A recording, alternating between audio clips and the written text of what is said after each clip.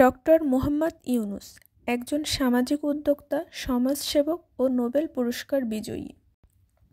তিনি ২০২৪ সালের ৫ আগস্ট স্বৈরাচারী শাসক শেখ হাসিনার পতনের পর বৈষম্য বিরোধী ছাত্র আন্দোলনের সমন্বয়কদের অনুরোধে ৮ আগস্ট থেকে বাংলাদেশের অন্তর্বর্তীকালীন সরকারের প্রধান হয়ে দায়িত্ব পালন করছেন। ডক্টর মুহাম্মদ ইউনূস ২০০৬ সালে গ্রামীণ ব্যাংক প্রতিষ্ঠা এবং ক্ষুদ্র ঋণ প্রদান ও ক্ষুদ্র বিত্ত ধারণা প্রেরণার জন্য শান্তিতে নোবেল পুরস্কার লাভ করেন। তিনি প্রথম বাংলাদেশি নোবেল বিজয়ী। তিনি presidential medal of freedom, Congressional gold medal সহ বিভিন্ন জাতীয় ও আন্তর্জাতিক সম্মাননায় ভূষিত হয়েছেন। তিনি সেই ৭ জন ব্যক্তির একজন যারা নোবেল শান্তি পুরস্কার, যুক্তরাষ্ট্রের প্রেসিডেন্সিয়াল মেডেল অফ ফ্রিডম এবং মার্কিন যুক্তরাষ্ট্রের কংগ্রেশনাল গোল্ড মেডেল পেয়েছেন।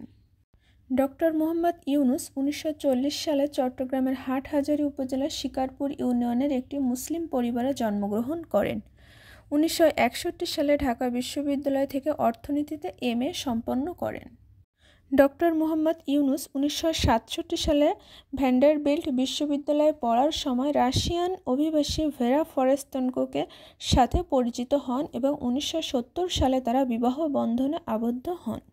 ১৯৭৯ সালে তাদের কন্যা মনিকা ইউনূসের জন্মের কয়েক মাস পর তাদের বিবাহ বিচ্ছেদ হয় এবং ভেরা ফরেস্তেনকো মনিকা ইউনূসকে নিয়ে নিউ জার্সিতে ফিরে যান।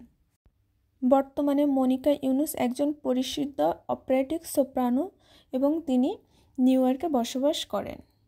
ডক্টর মুহাম্মদ ইউনূস পরবর্তীতে জাহাঙ্গীরনগর বিশ্ববিদ্যালয়ের পদার্থবিজ্ঞান বিভাগের অধ্যাপক আফরোজা ইউনূসকে বিয়ে করেন এবং তাদের একটি মেয়ে দিনা আফরোজ।